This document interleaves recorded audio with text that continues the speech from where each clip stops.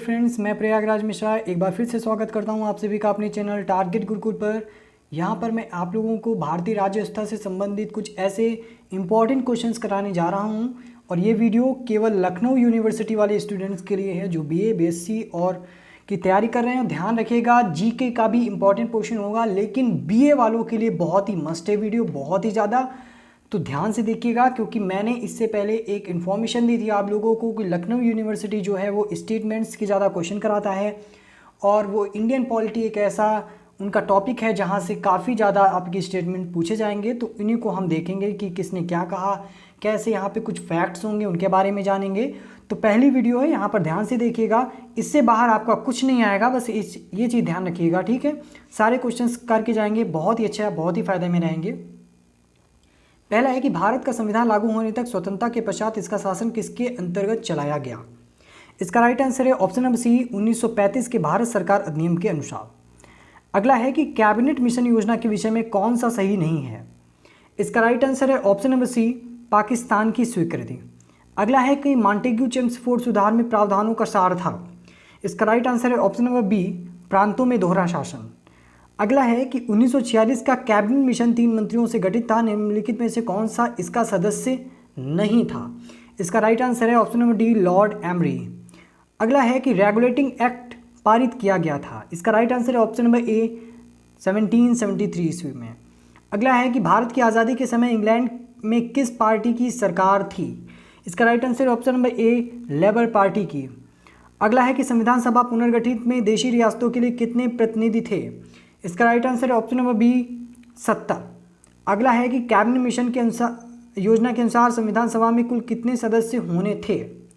इसका right answer है option number A, 389।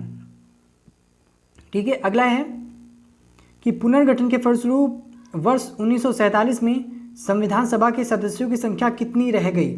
इसका राइट आंसर है ऑप्शन नंबर बी, 299। अगला है कि प्रस्तावित मूल संविधान की कुल सदस्यों का विभाजन किस प्रकार होना निश्चित हुआ। इसका राइट आंसर है ऑप्शन नंबर डी, उपयुक्त सभी, चाहे ब्रिटिश प्रांतों के 292 प्रतिनिधि हों और देशी रियासतों के 93 प्रतिनिधि हों, मुख्य कमिश्नरी क्षेत्रों के 4 प्रतिनिधि हों। और जब आप इनको जोड़ोगे टोटल तो ये आपका 389 आएगा, जैसे कि मैंने आपको पहले ऊपर मेंशन किया है। ठीक है। अगला है कि 1924 में किसके द्वारा ब्रिटिश सरकार से मांग की गई कि भारतीय संविधान के निर्माण के लिए संविधान सभा का गठन किया जाए। इसका राइट आंसर है आप लोगों का option number C, Motilal Nehru. अगला है कि संविधान सभा के विचार का औपचारिक रूप से प्रतिपादन किसके द्वारा किया गया। इसका राइट आंसर है ऑप्शन नंबर सी, एम.एन. रॉय के द्वारा। अगला है कि संविधान सभा के गठन की मांग सर्वप्रथम 1885 में किसके द्वारा प्रस्तुत की गई। इसका राइट आंसर है ऑप्शन नंबर डी, बाल गंगाधर तिलक। अगला है कि 1938 ईस्वी में किस व्यक्ति ने वयस्क मताधिकार के आधार पर संविधान सभा के गठन की मांग की। इसका राइट आंसर है option number B, Jawaharlal Nehru ने। अगला है कि संविधान सभा को किसने मूर्त रूप प्रदान किया। इसका राइट आंसर है option number D, Jawaharlal Nehru ने। अगला है कि कांग्रेस ने किस वर्ष किसी प्रकार के बाह्य हस्तक्षेप के बिना भारतीय जनता द्वारा संविधान के निर्माण को लेकर प्रस्ताव पारित किया था। इसका राइट आंसर है आप लोग का ऑप्शन नंबर सी, 1936 में। अगला है कि सन 1936 में भारतीय राष्ट्रीय कांग्रेस द्वारा संविधान सभा के गठन की मांग कहां पर हुए अधिवेशन में रखी गई। इसका राइट आंसर है ऑप्शन नंबर सी, फैजपुर में। अगला है कि भारतीय संविधान सभा के अनुसार गठित की गई भारत की संविधान सभा किसके अनुसार गठित की गई थी। इसका राइट आंसर है option number D, cabinet mission योजना, जो कि 1946 में भारत आई थी। ठीक है। अगला है कि भारतीय संविधान सभा की संघीय शक्ति समिति के अध्यक्ष कौन थे। इसका राइट आंसर है option number D, Pandit Jawaharlal Nehru. अगला है कि संविधान सभा की प्रारूप समिति के समक्ष प्रस्ताववाद का प्रस्ताव किसने रखा था। इसका राइट आंसर है option number D, Jawaharlal Nehru ने। अगला है कि निम्नलिखित में से कौन सा संविधान सभा द्वारा गठित प्रारूप समिति का सदस्य नहीं था।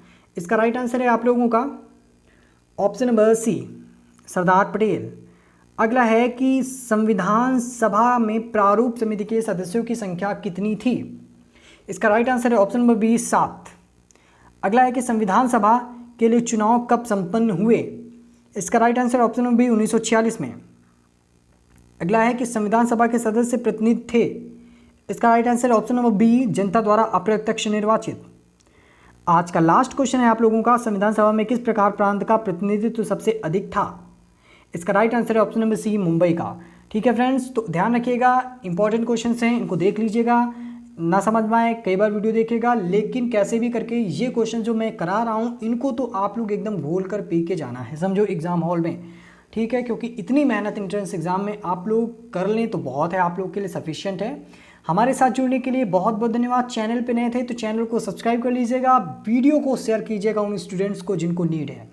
हमारे साथ जुड़ने के लिए बहुत बहुत धन्यवाद आप सभी।